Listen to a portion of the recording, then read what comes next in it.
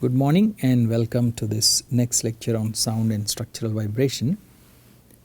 We were looking at normal incidence of a plane wave on a partition and transmission from there. Okay, so we reached this point where we defined the transmission loss. Okay, so let me just put that expression, it will come again and again. So the transmission coefficient is 4n divided by omega m minus s over omega by rho 2 C2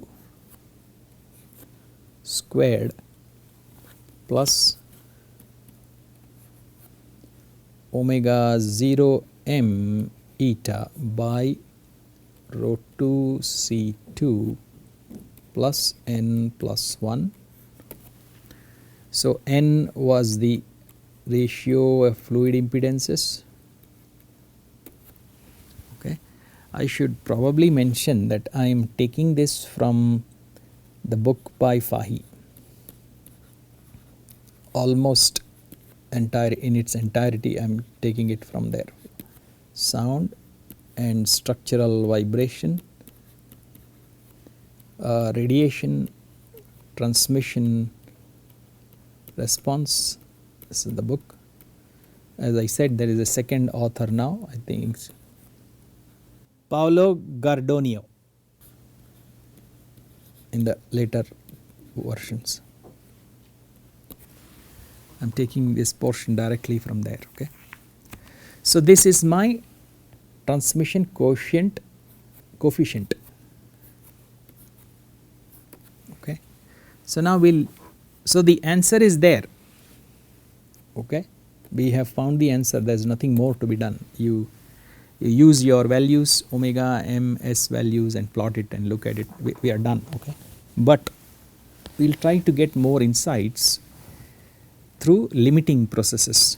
Okay, so first limiting process is, what is this value when omega is much less than omega 0? Omega 0 is that natural frequency of the panel on its mounts. Okay, s over m to the power half, that is the natural frequency. So if we are way below natural frequency, what happens? This also amounts to s being equal to omega 0 square m. Okay, so if omega is way below omega 0, we are at low frequencies, then this term will be weak. Okay, so as a result we get tau given by 4n by s by omega rho 2 C2 whole squared plus s eta by omega 0 rho 2 C2 plus n plus 1 whole squared. Okay, now typically eta is a very small entity. It's a for materials. Okay, so it's a very small loss factor. Okay, also s by omega rho 2 C2 can be written as omega 0 square m by omega rho 2 C2 or omega 0 by omega then m omega 0 by rho 2 C2. Okay, now omega 0 by rho 2 C2 itself is actually quite bigger than 1. Okay, typically, okay, for normal occurrences of air and other materials. Okay, on top of that we are below resonance. So this term dominates and this term dominates, so this is a dominating term. Okay, so and the loss factor we are considering to be small enough, so this should look like 4n by s by omega rho 2 c2 whole squared plus n plus 1 whole squared. Okay. If further, so step by step we are doing it. Okay, so we put some assumptions on this, we reached here, this assumption and this assumption gives us this, and further we make one more. Okay, if both sides is air, okay, then n equal to 1. Okay, and say the plate is heavy. Okay, plate is heavy.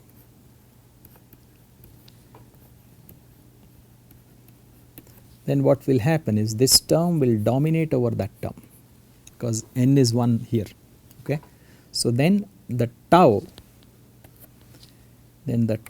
will acquire this value of twice omega rho 0 C0, which is air medium properties, over the stiffness squared. So this low frequency is stiffness controlled. Stiffness controlled.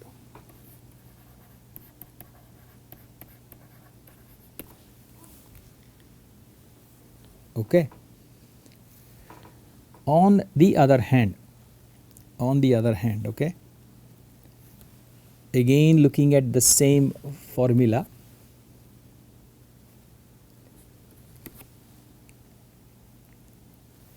if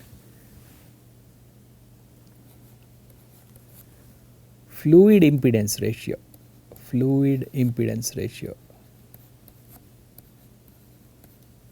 is large, that means n is large.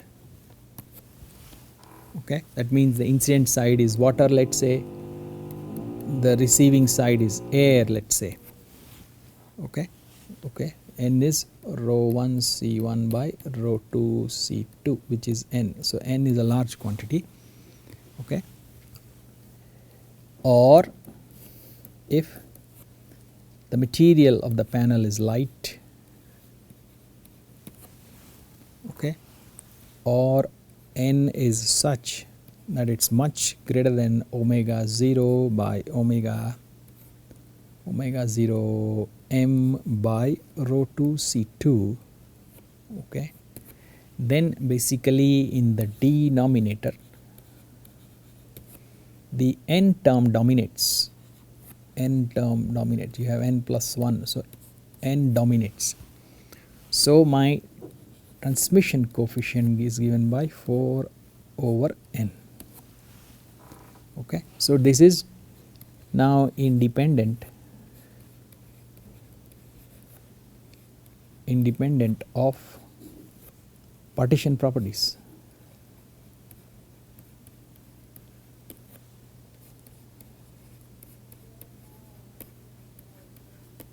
Okay, so what do we get? If fluid impedance is heavy, okay, or it's not heavy, large, fluid impedance ratio n is large, then the transmission coefficient is independent of partition properties.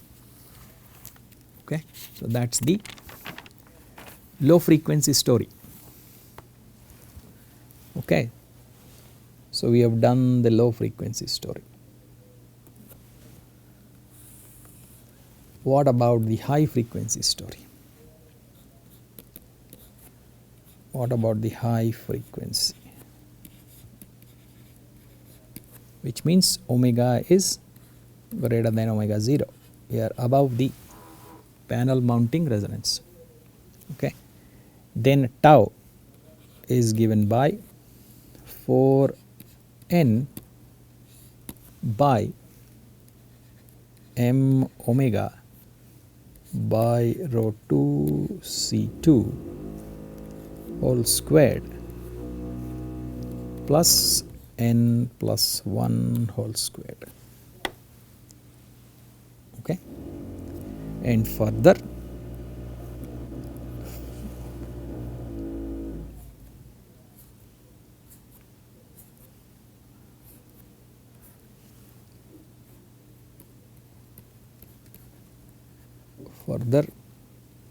if we have air on both sides,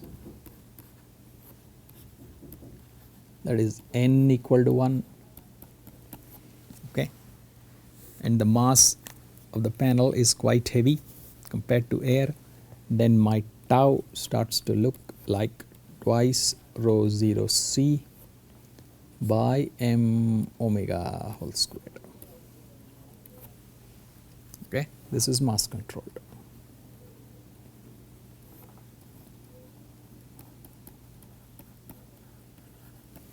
This is mass control region. Okay. Now let me just bring in the idea of transmission loss. Okay. The transmission loss or sound reduction index is given by 10 log to the base 10 of 1 over tau. Okay, so then that is 10 log to the base 10 of m omega by twice rho 0 c whole squared, or equal to 20 log to the base 10, okay, of m omega and 1 by 2 rho 0 c. Okay, so we can do many things. We can do for air medium, okay, and we write omega in terms of hertz. Okay, if we do that, we get 20 log to the base 10 mf minus 42 in terms of dB.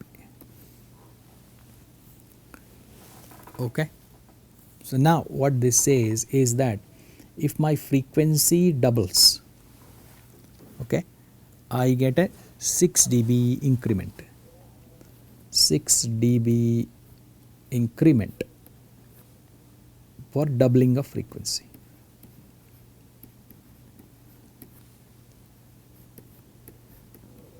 In transmission loss. Okay, so this is called the normal incidence mass law.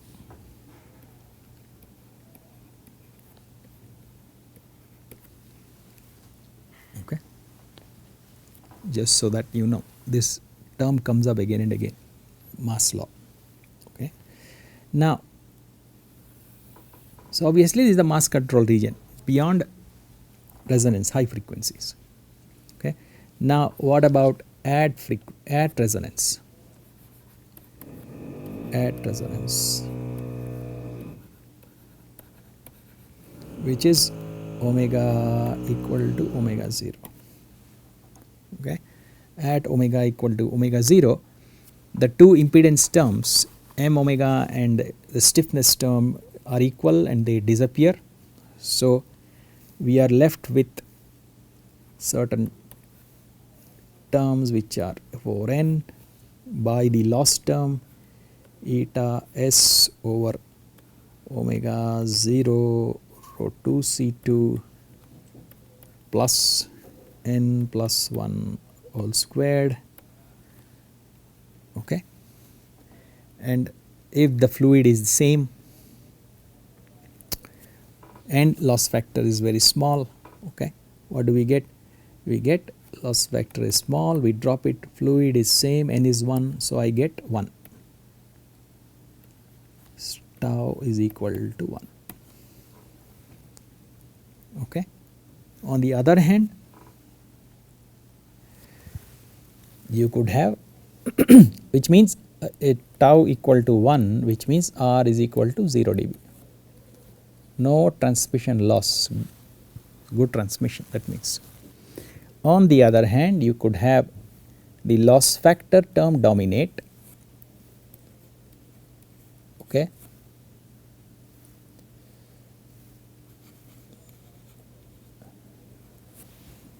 And then the transmission coefficient is twice rho 0 C 0, let us say, by eta omega 0 m.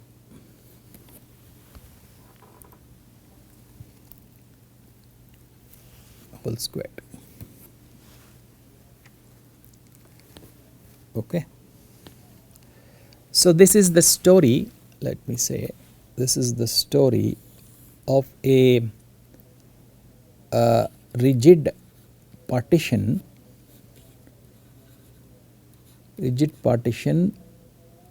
on mounts, okay, on mounts,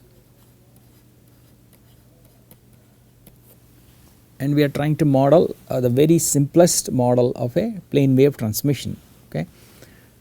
So if you want to look at the usefulness of this model, it would actually be that you have kind of some window, okay, and now this partition vibrates in unison, okay, back and forth. There are no waves on it, so it is rigidly oscillating back and forth. So that would kind of seem to be the 1-1 mode of some reasonable sized panel. Okay. But the thing is that the resonances of these panels, let us say windows that you use to study transmission across rooms, their resonances are very low.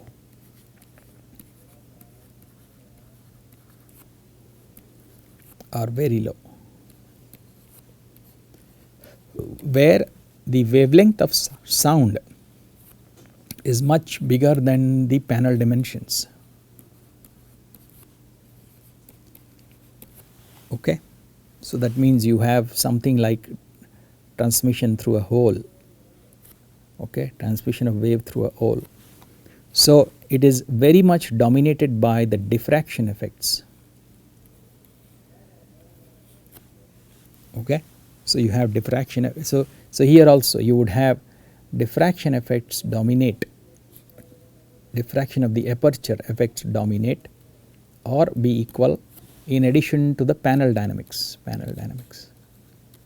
So we have just looked at panel dynamics. So in some sense this is not very useful, except that in sound transmission,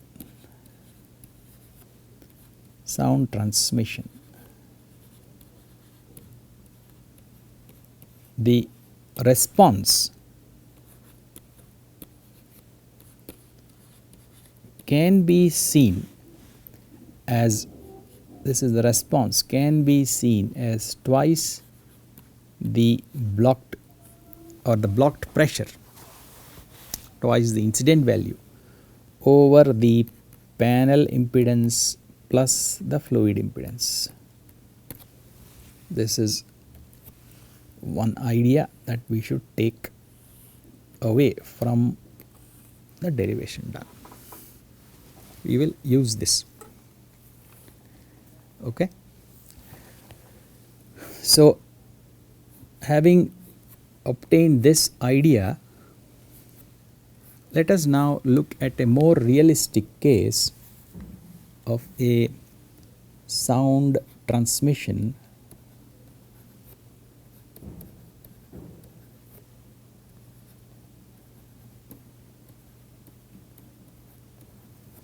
at oblique angles,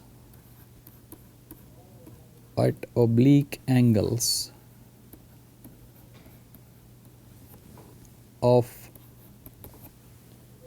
plane sound waves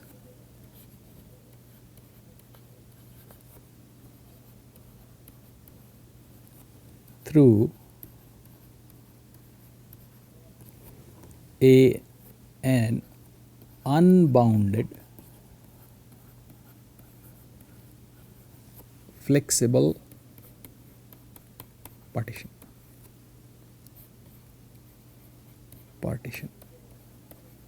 Okay.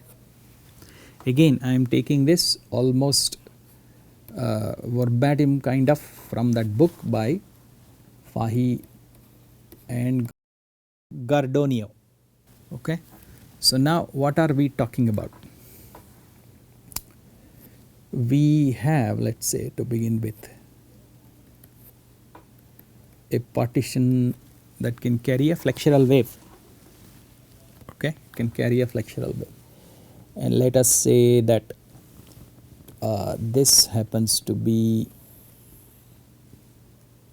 my x-axis and that is my z-axis. Okay, now at some angle you have a plane wave hitting the panel. A plane wave hits the panel. It's supposed to be 90 degrees. Okay,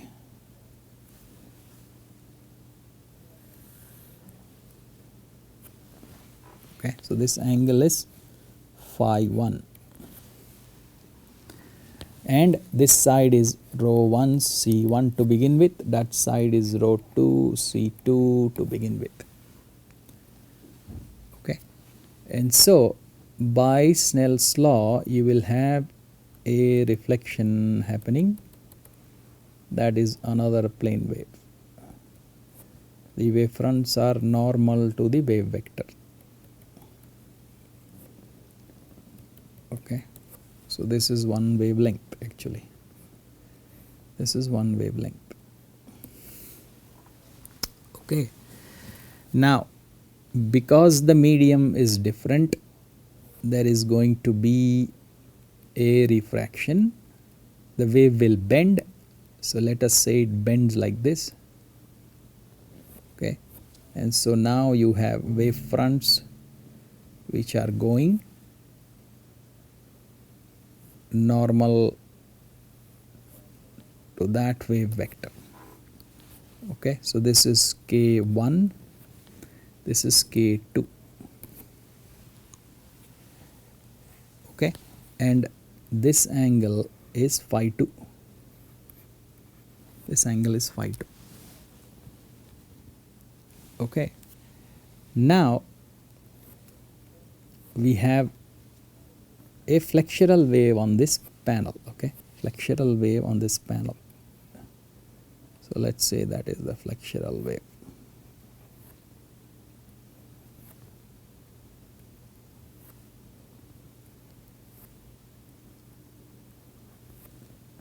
There is this flexural wave on the panel. Okay, now this is a forced problem. Okay, this is a forced problem.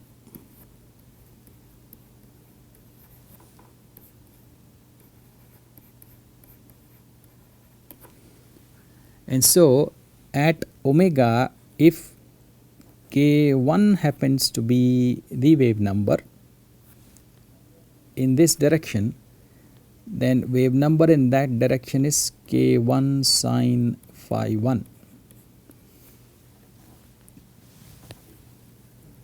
Okay, and so the forced panel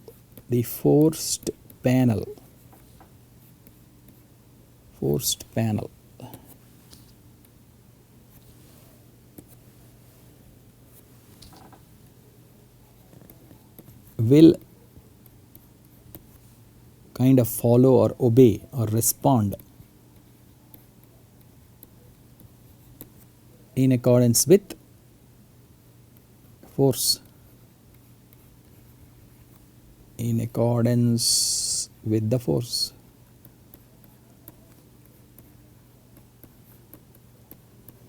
and therefore it will be forced to have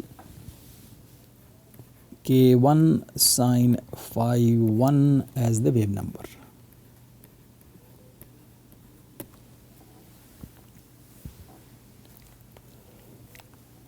Okay, so let us see, we have k1 over here, so that is going to be kz, which is k1 sine phi 1.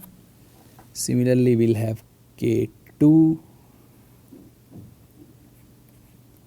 and this will be k2 sine phi 2. Okay, and we will, for obvious reasons, actually C2 will be greater than C1. Okay, so now let us say this is my incident amplitude, this is my reflected amplitude, and this is my transmitted amplitude. So again, tilde will be amplitude and no tilde is speed of sound. Okay, so now let's see, we will straight away go for the blocked pressure, P blocked. Okay, what is that equal to? At x equal to 0 minus for all z and t, that is given by twice a1 tilde, okay, e to the power of minus j k1 sine phi 1 z, the time term. This is my blocked pressure. Okay, so what is my velocity now? We can straight away write the velocity. Okay, so that is given by twice a1 tilde is equal to the fluid impedance that involves both sides plus the panel impedance multiplied by the velocity. The phasor part and the temporal part are common to both sides. The velocity of the panel has the same z wave number, same temporal behavior, and therefore it cancels. So this is actually the velocity amplitude. Okay, so what is the fluid impedance? What is the fluid impedance? Okay, if you remember, the fluid impedance was of this form earlier with a plus minus sign we had done, if you remember. Okay, the wave impedance of a panel, wave impedance when a panel was carrying a wave number kz was given by omega rho 1 square root of k1 square minus kz square. Okay, now k1 and kz are already arranged in a manner that k1 is bigger than kz. So this is fluid impedance of the rho 1 side, first side. Okay, so this can be written as omega rho 1 by k1 square root of 1 minus kz over k1 whole squared, which is rho 1 c1 by square root of 1 minus sine square phi 1.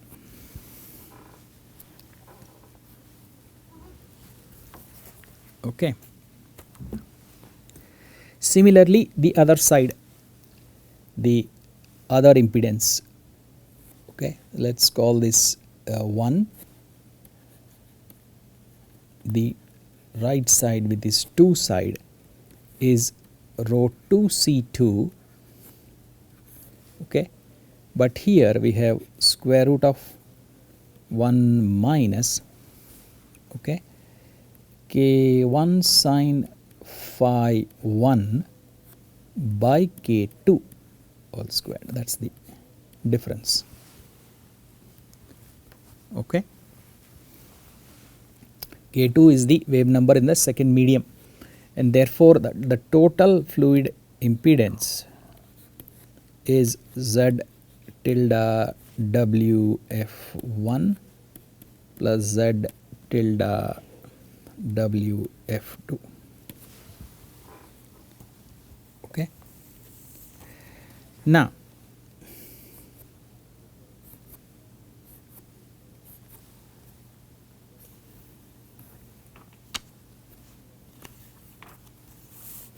what about the panel impedance? Panel impedance.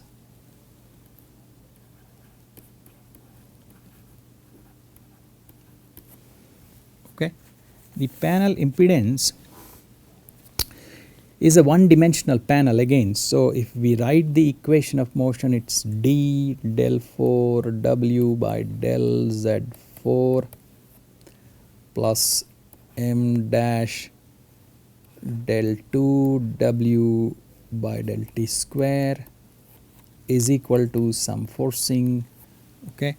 Now if we make it into a velocity, I multiply it by j omega and multiply by j omega, then this becomes equal to d del 4 velocity by del Z4. Okay, and let me use the harmonic time dependence minus m dash omega square velocity is equal to j omega f. Okay, then the wave number in the z direction, which is minus j k1 sin phi 1 z, so it will fall out 4 times, so that will result in d k1 sin phi 1 to the 4 times minus m dash omega square. Okay, by j omega is equal to force over velocity. I have done some juggling here. Okay, so I have taken this velocity, put it in the denominator here, taken this j omega, put it in the denominator here, and I have the rest here. Okay, so if I now take the j upstairs, what do I have? I have minus j over omega, okay, then d k1 sin phi 1 to the power 4th minus m dash omega square. Okay, and we add a small damping term d k1 4th. It's of the same form as your stiffness term. You can take it as if it has come from the complex Young's modulus. Okay, and it is perpendicular to the stiffness term, so it doesn't have the j, so it is a damping term, it has a real part. Okay, we do this now, we have Young's modulus and we do 1 plus j eta. Okay, so the stiffness part has an eta loss factor, so we have put it in that fashion over here. Okay, so now this is my panel impedance. So I have here, I had fluid impedance, I have panel impedance. Now the whole thing is there, so I know now my velocity, right? I can completely define my velocity. Okay, so now what do we get? We okay, time is actually up, so I'll close the lecture here. We'll continue from the next class. Thank you.